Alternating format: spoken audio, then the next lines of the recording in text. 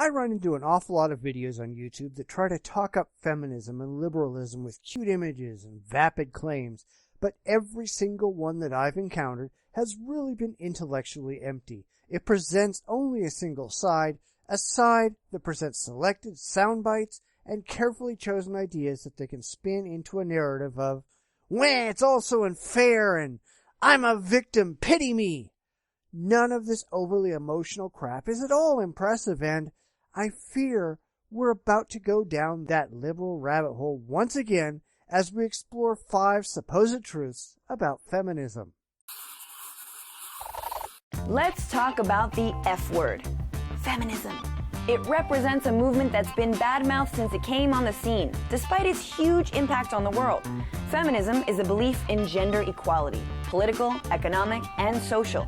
And yet, only 20% of Americans say they're feminists, even though 82% say they believe in gender equality. What gives? Well, thanks for asking. I'd be happy to tell you, but I'm afraid you won't like the answer. The fact is, while lots of people are all for equality, the majority are not for the feminist label because a lot of radical feminists, those people who tend to be the most vocal and obnoxious of the modern whining feminista, have pretty much ruined the party for everyone else who wants to wear that label. Now, this has been going on for a very long time, back to the beginning of second-wave feminism in the 70s, with loudmouths like Andrea Dworkin and Robin Morgan and Valerie Solanas, who really managed to poison the feminist well by pissing down it with anti-male rants.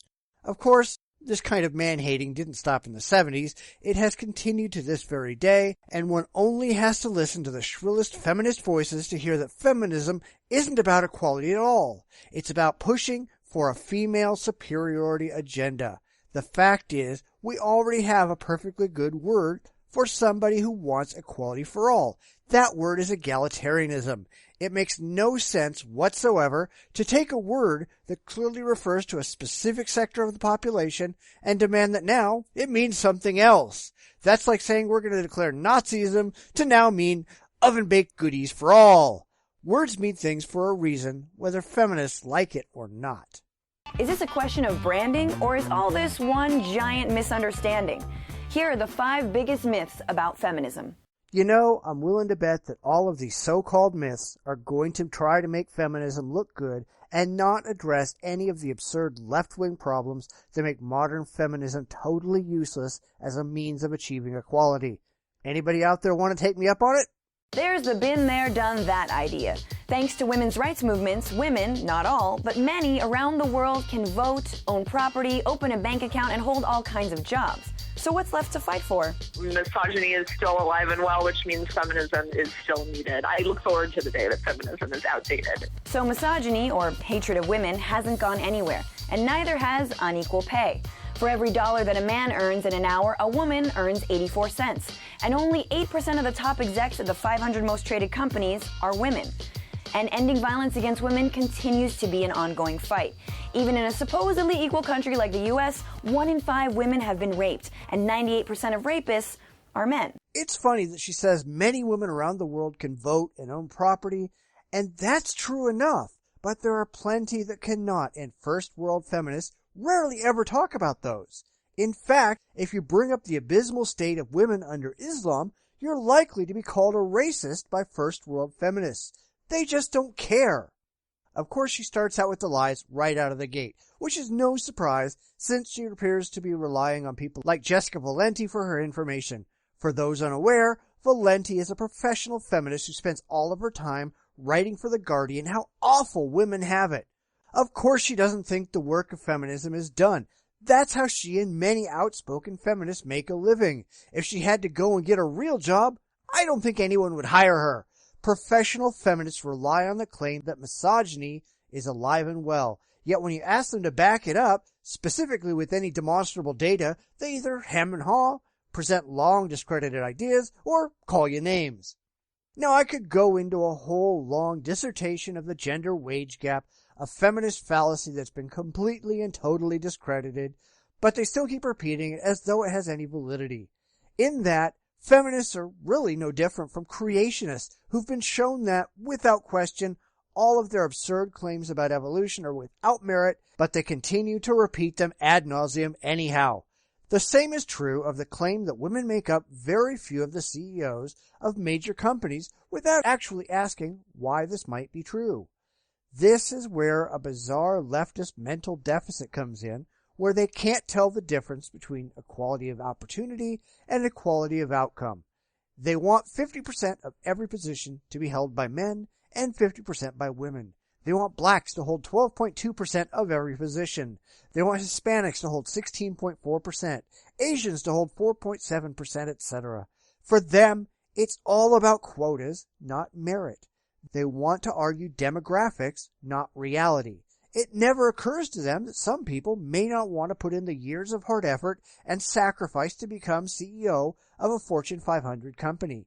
In fact, studies show very clearly that women work, on average, significantly less hours than men. They go into less demanding fields than men. Feminists whine long and loud that women aren't taking up STEM fields, but the fact is, women are choosing not to. Not because of some vast patriarchal conspiracy, but because it isn't important enough to most of them. But don't let feminists hear you say that. They'll call you names because you dare to speak the truth. And no, 1 in 5 women have not been raped. That's a completely made-up statistic, even on college campuses. The actual statistic for actual and attempted rapes is somewhere around 1 in 840. But while that's unacceptably high, any rapes at all are unacceptably high, it certainly isn't what feminists try to make it out to be. Let's not forget that lots of feminists try to define anything they don't like, including have a man stare at a woman, as rape. They're just idiots. And let's be honest, they entirely ignore sexual and other violent assaults against men, which occur at a much higher rate than violence against women. Equality among the genders, my ass. Then there's the people who say feminism is a girl thing. But if feminism is just for women, that would mean ending sexism is women's responsibility alone. And by the same logic, ending racism is only the job of people of color. How does that work? Especially when it comes to ending violence against women. The reason why people see issues of gender violence as women's issues, the simplest, most basic explanation is that that's how power functions. And men are the dominant group, women are the subordinated group. And by calling it a women's issue shifts the responsibility and accountability off of men and puts it onto women. So guess what, guys? You too can be a feminist. And as Nigerian author Chimamanda Adichie said, a feminist is a man or a woman who says, yes, there's a problem with gender as it is today, and we must fix it. We must do better. Welcome. But for the most part, it is a girl's thing. Feminism is seeking equality and rights for women. That's the very definition of the word. Oh, I know, you get a lot of leftists who are desperately trying to roll all forms of equality under a single label. I've talked about that in my video on labels, so I'm not going to do it again. But according to most dictionaries, feminism is the advocacy of women's rights on the ground of political, social, and economic equality to men. Now, that doesn't mean that everyone cannot support the goals and aims of feminism, but the outcome is intended for the good of women. Words mean things for a reason. And of course, that doesn't mean that women are the only ones who can work toward equality. We get right back to egalitarians who want everyone, regardless of sex, regardless of race, regardless of sexual orientation, or religion, or creed, to be equal under the law. It's just another of the many word games that feminists try to play for sympathy. I'm absolutely for all of those things. That doesn't make me a feminist. It makes me a decent human being. Some people fear that feminists want an estrogen world order, where fembots controlled by feminazis make men wash endless mountains of dishes. Sorry, but it's just not true. Maybe the real fear is upsetting the status quo? So there's lots of men who aren't doing well in the current system. There's lots of men who are oppressed by other men, by systems of class and race and sexual orientation and ethnicity, all of which, by the way, feminism addresses. And guess what? Even if you don't identify as male or female, feminism is for you too. That depends on the women you ask, of course. Clearly, there are a lot of very vocal feminists who have serious problems in that regard. The aforementioned feminists like Robin Morgan, former editor of Ms. Magazine, who said, I feel that man-hating is an honorable and viable political act, that the oppressed have a right to class hatred against the class that is oppressing them. You can also look up Valerie Solanas, creator of Scum, the Society for Cutting Up Men, who said, "To call a man an animal is to flatter him. He's a machine, a walking dildo." I could go on and on and on, but let's just hear from Emma Watson, who's recognized this as a fact. The more I've spoken about feminism, the more I have realized that fighting for women's rights has too often become synonymous with man-hating. Actually, none of which feminism addresses, because feminism isn't about that if we're going to be accurate.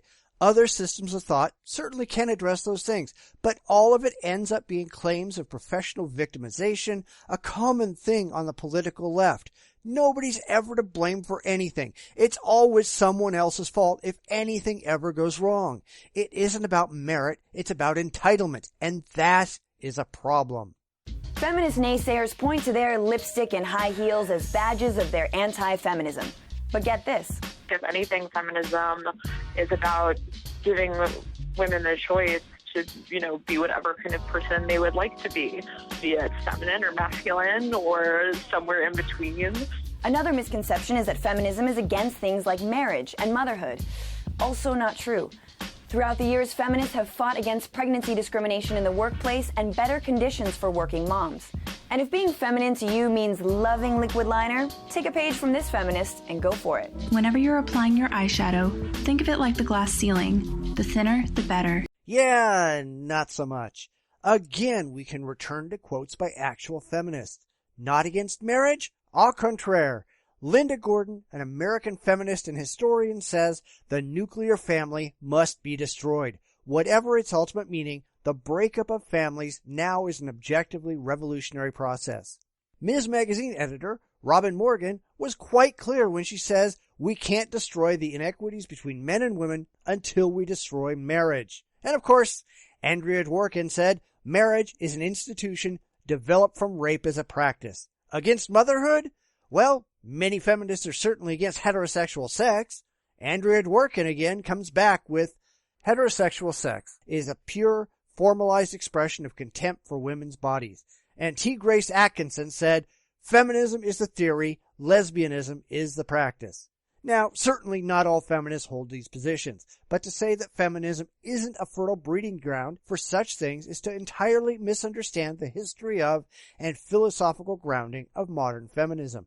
Besides, if feminists are, as they claim to be, for equality for all, they wouldn't be just for better working conditions for working moms, but for all parents, male and female. They're not. They just don't care about men, unless those men might wear makeup, and then very grudgingly. Finally, there's the idea that feminists don't look like me.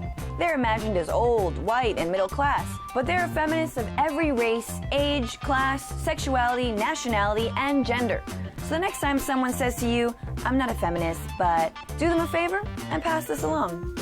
Subscribe on YouTube, follow us on Twitter, and like us on Facebook.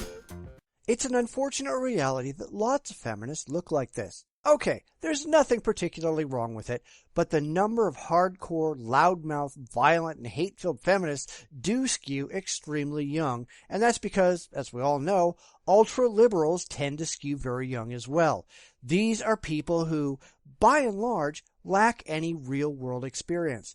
They have spent their lives being cared for by their parents, being force-fed liberal rhetoric by university professors who, likewise, don't really know what it's like in the real world either.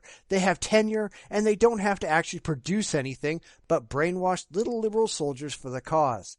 Yes, there are some older feminists. There are male feminists. There are black feminists, etc. But the majority are young white women, fresh out of college with a gender studies degree, who really haven't got the slightest idea what they're talking about. They're just trying to get by blogging and touting the party line because nobody will hire them for any real jobs that require actual skills.